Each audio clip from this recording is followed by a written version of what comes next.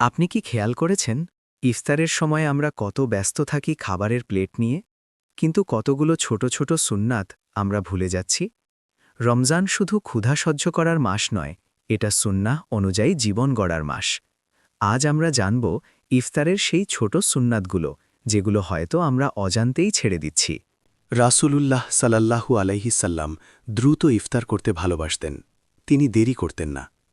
হাদিসে এসেছে, মানুষ ততদিন কল্যাণে থাকবে যতদিন তারা ইফতার দ্রুত করবে।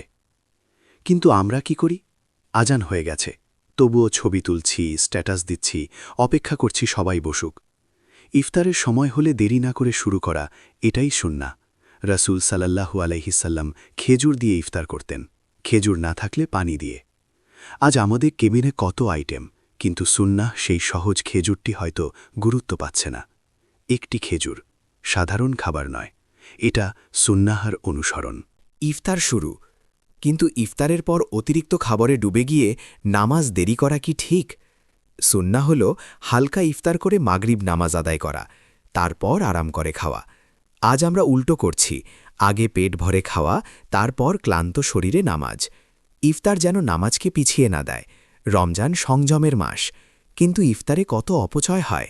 খাবার ফেলে দেওয়া, এটা কি রোজার শিক্ষার সাথে মানায়? রাসূল অল্প খাবারেই সন্তুষ্ট থাকতে। একটি খেজুর, 1 কাপ পানি, সেখানেই ছিল বরকত।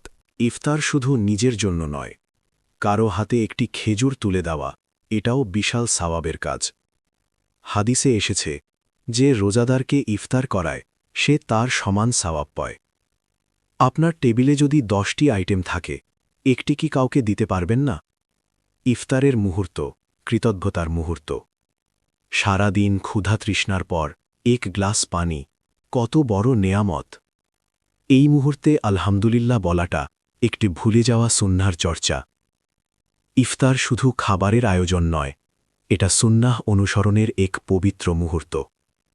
আজ থেকে সিদ্ধান্ত নিন, ইফতারের সময় অন্তত 3টি সুন্নাহ ঠিকভাবে পালন করবেন।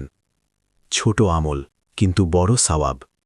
রমজান আমাদের বদলাতে এসেছে। আমরা কি বদলাবো?